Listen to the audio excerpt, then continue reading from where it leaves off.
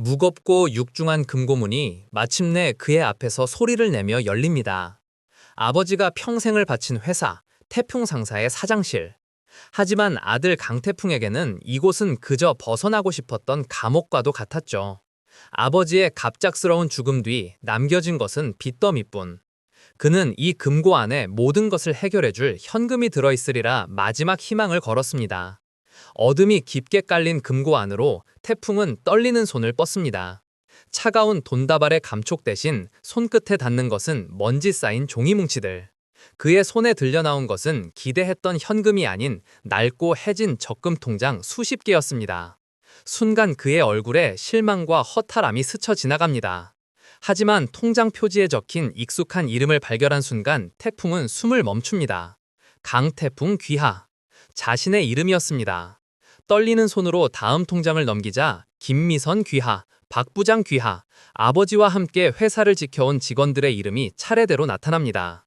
1992년, 1993년 IMF 한파가 몰아치기 훨씬 이전부터 아버지는 단 한 번도 거르지 않고 아들과 직원들의 이름으로 미래를 저축해왔던 겁니다. 한 장 한 장 아버지의 꾸불꾸불한 글씨로 채워진 입금 내역을 따라가던 태풍의 눈에서 끝내 뜨거운 눈물이 후두둑 떨어져 내립니다. 아버지가 남기고 싶었던 것은 돈이 아니었습니다. 무뚝뚝한 그가 아들에게 그리고 자신의 사람들에게 전하고 싶었던 것은 바로 마음이었던 거죠. 태풍은 통장들을 가슴에 끌어안은 채 바닥에 주저앉아 어린아이처럼 목 놓아 울기 시작합니다. 그 울음소리는 뒤늦게 깨달아버린 아들의 회한과 그리움을 담아냈습니다. 대체 이 남자는 아버지가 남긴 이 눈물의 유산을 지켜낼 수 있을까요? 그리고 아버지가 그에게 정말로 물려주고 싶었던 것은 무엇이었을까요?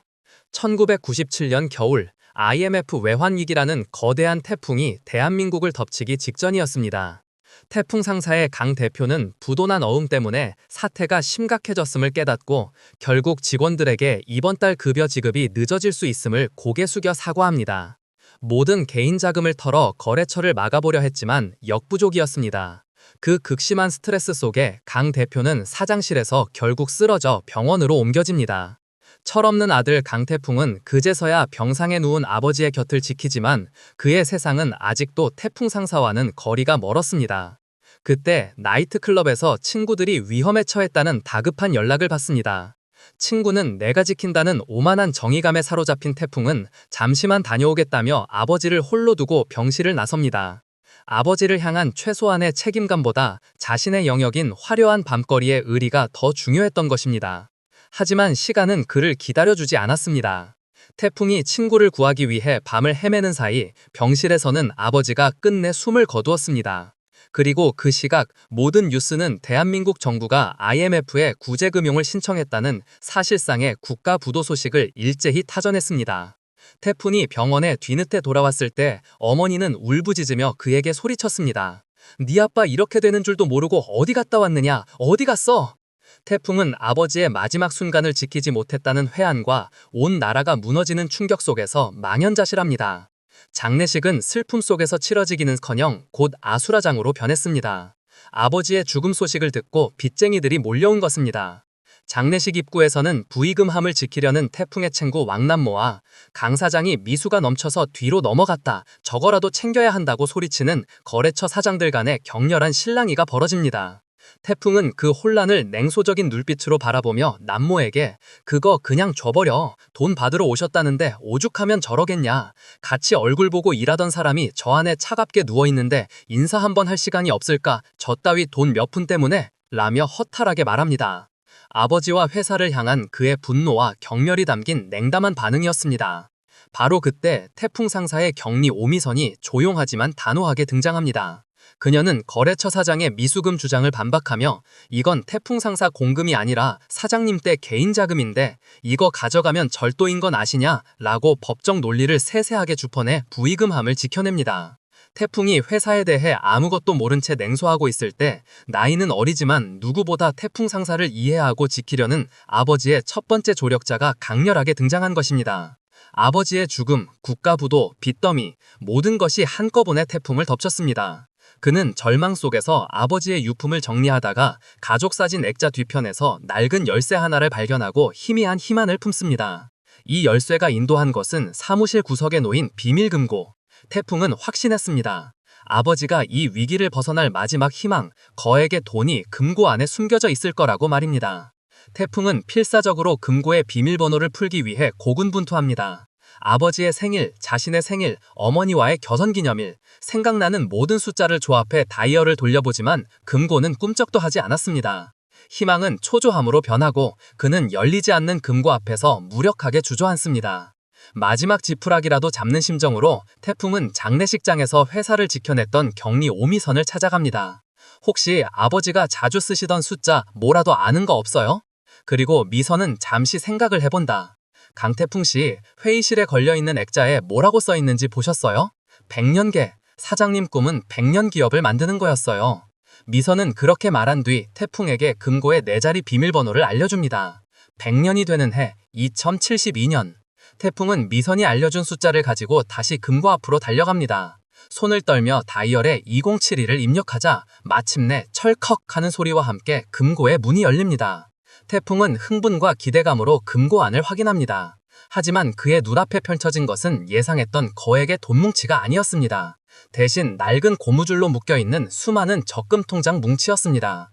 아들 강태풍, 직원 오미선, 직원의 이름으로 매달 30만 원씩 착실하게 두어온 적금 통장들. 태풍은 그중 자신의 통장 편지와 사진이 끼워져 있는 것을 발견합니다. 통장 편지, 아버지는 너의 꿈을 응원한다. 너는 항상 내가 가장 사랑하는 사람이다. 결과보다 중요한 건 사람이다. 그 순간 태풍은 깨닫습니다. 아버지가 자신에게 남긴 진정한 유산은 돈이 아닌 100년 기업의 꿈과 사람, 그리고 아들의 꿈을 향한 깊은 사랑이었음을. 장례식에서도 참았던 눈물이 왈칵 쏟아져 내립니다.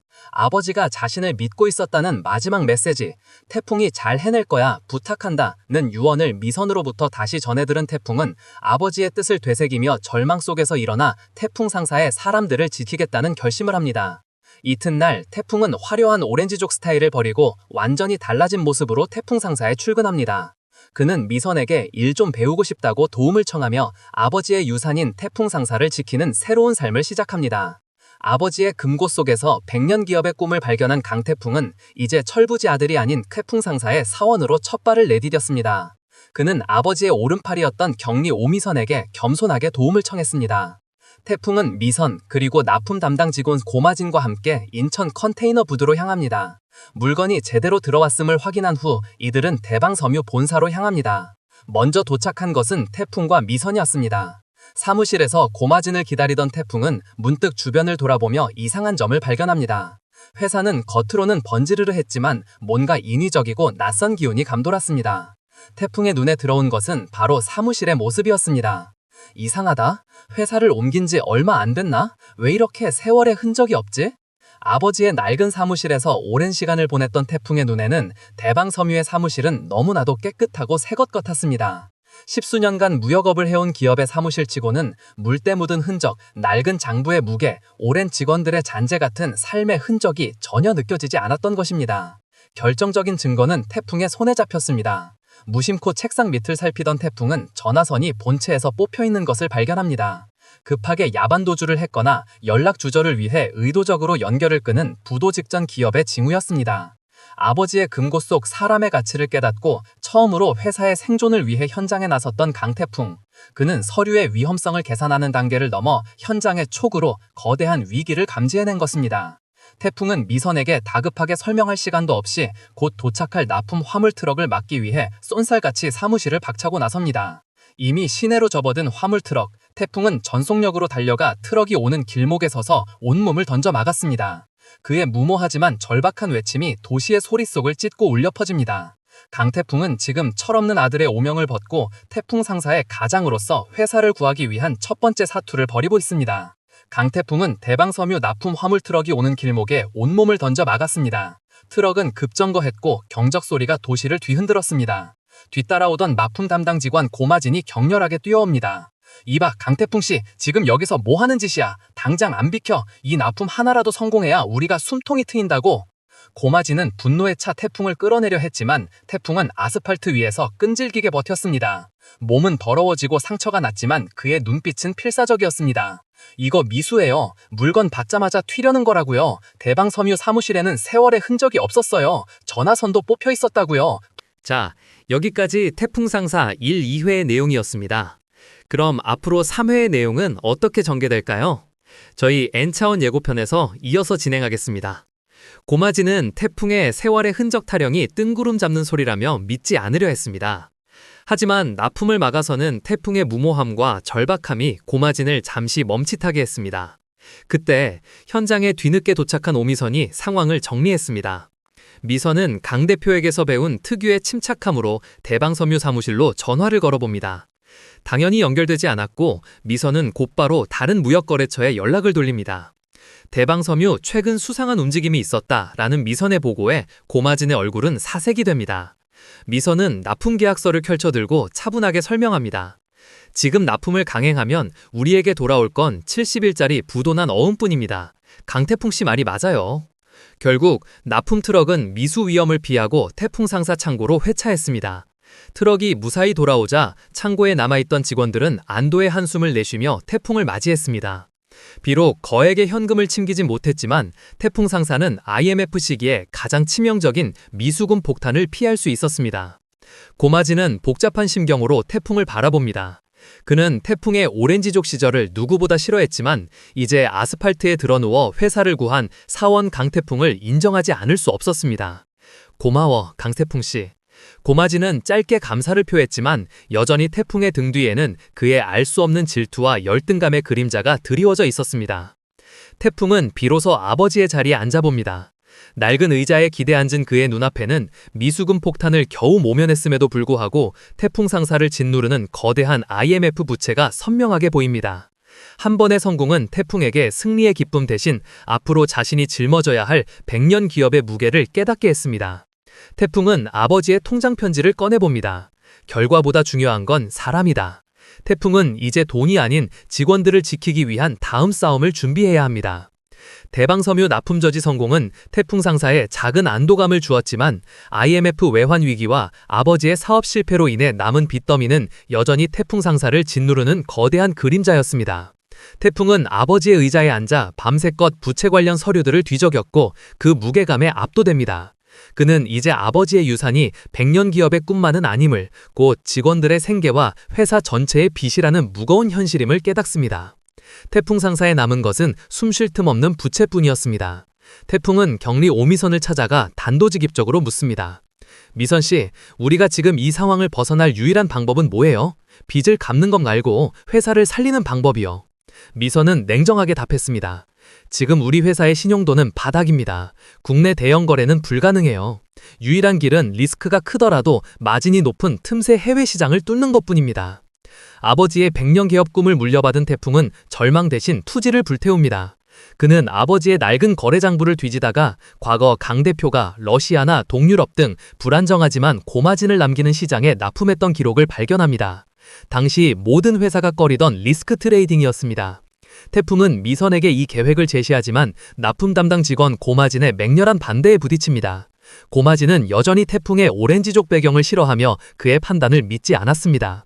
강태풍 씨, 당신 지금 제정신이야? 그쪽은 서류도 복잡하고 환율도 불안정해서 아버지도 IMF 직전에 손 떼신 시장이야. 지금 우리 신용으로 컨테이너 하나 보낼 돈도 없어. 고마진은 태풍의 무모함이 회사를 2번 죽일 것이라며 납품 서류를 단지고 자리를 박차고 나갔습니다. 하지만 태풍은 포기하지 않았습니다. 그는 자신이 유일하게 잘하는 일, 즉 사람과의 관계를 이용하기로 합니다. 태풍은 과거 번화가에서 알고 지내던 운송업계의 뒷골목 브로커를 찾아갑니다. 태풍은 굽히지 않는 진심과 이번 거래를 성사시키면 태풍 상사의 사람들이 살 수 있다는 절박함으로 브로커를 설득하는 데 성공합니다. 복잡한 서류 절차는 미선이 처리하고 위험한 선지 운송 및 결제는 태풍의 뒷골목 인맥과 배짱이 해결했습니다. 마침내 첫 번째 러시아 납품 거래가 현금 결제로 성공적으로 마무리됩니다. 태풍 상사 사무실, 미선이 낡은 캐비넷 위에 수북히 쌓인 러시아 루블화와 달러를 세고 있습니다. 태풍은 그 돈을 바라보며 승리의 기쁨보다 책임감을 느낍니다. 이는 빚을 갚을 거액은 아니었지만 최소한 직원들의 이번 달 월급과 당장의 운영자금이 될 수 있는 귀중한 생존자금이었습니다. 태풍은 미소 짓는 미선에게 말합니다. 아버지 말이 맞았어요. 사람이 가장 중요하네요. 미선 씨, 이 돈으로 우리 버텨봅시다. 하지만 승리의 기쁨은 잠시, 미선이 심각한 표정으로 외신 기사를 태풍에게 건넵니다. 러시아 납품 시장에 예기치 못한 정치적 불안정이 발생하여 다음번 대규모 계약이 전면 무산될 위기에 처했다는 소식이었습니다. 철부지 아들에서 회사를 책임지는 사원이 된 강태풍. 그는 아버지의 유산을 지키기 위해 자신이 가진 모든 것을 걸고 위험한 도박을 감행했고 마침내 첫 번째 작은 승리를 거머쥐었습니다. 눈앞의 현금은 태풍 상사의 오늘을 지켜줄 생명줄이었습니다. 하지만 승리의 기쁨은 잠시, 미선이 건넨 외신 기사, 러시아 납품 시장에 예기치 못한 정치적 불안정이 발생했다는 소식은 다음번 대규모 계약이 전면 무산될 위기에 처했다는 소식이었습니다. 강태풍이 온몸으로 막아선 것은 단지 트럭 한 대가 아니었습니다. IMF라는 거대한 파도 앞에서 태풍 상사의 100년을 지켜내기 위한 그의 고독한 싸움은 이제 막 시작된 것입니다. 과연 태풍은 이 예측 불가능한 국제정세의 난관을 어떻게 돌파해낼 수 있을까요? 그리고 이번 주 태풍 상사에 닥칠 더 거대한 위기는 무엇일까요?